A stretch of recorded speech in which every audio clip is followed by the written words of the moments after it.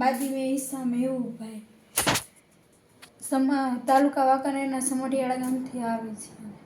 પહેલાં મને છે ને આમ ગભરામણ, પછી હેને અંદર ડિપ્રેશનમાં વહી ગઈ હતી ને, તો મને ખુદને એ નથી ખબર કે હું શું કરું, કઈ રીતે કયા હાલતમાંથી બહાર નીકળું.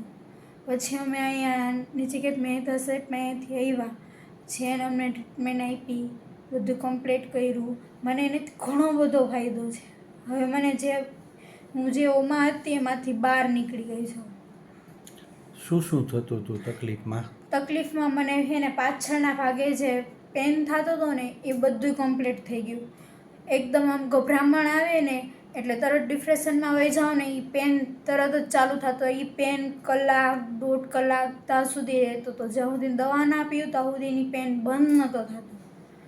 પછી ધીમે ધીમે અહીંયાથી દવા સ્ટાર્ટ કરી, પછી અહીંયા આવ્યા પાછળ, એ ટ્રીટમેન્ટ આપી, પછી ઘણું સારું છે. બધું કમ્પ્લીટ છે. 2 દિવસમાં કમ્પ્લીટ થઈ ગયું છે. શું શું થતું હતું એને તકલીફમાં એ કયો? એમને મગજની અંદર જે ડિપ્રેશનમાં આવી જાય ત્યારે અતિશય પાછળના ભાગની અંદર, મગજની પાછળના ભાગની અંદર નસની અંદર સોજો બી આવી જતો હતો. પછી દુખાવાની ટીકડી, નાન તેન ગભરામણની ટીકડી પાય તો એમને એનો એમ જ ફાયદો થતો હતો. મતલબ જે ડિપ્રેશનમાં આવી જતી ખાલી દુખાવો જ મળતો હતો, રોગ નહોતો મળતો. પણ નચિકેત સાહેબની અમે આવ્યા પછી એમની ટ્રીટમેન્ટ લીધી અને અમારી સામે અમારી જ બેન છે, અમને ઘણું બધું રિઝલ્ટ, એટલે ઘણું સારું રિઝલ્ટ મળ્યું છે.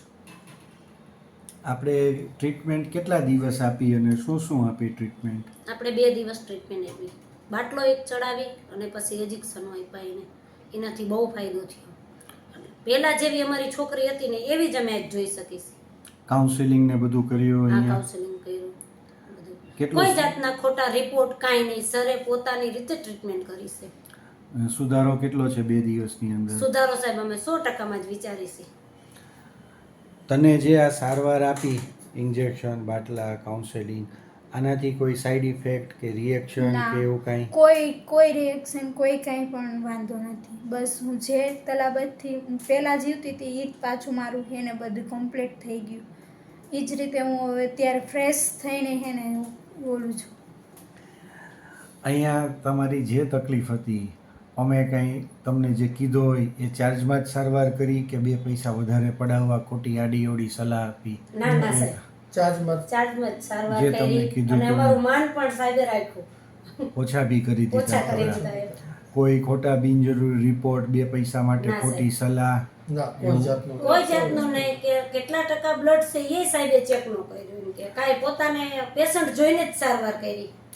સ્ટાફ ટાઈમસર આવી જાય કે બોલાવવા જવો પડે છે? ડોઝ માટે આવી જાય છે? સ્ટાફથી સંતોષ?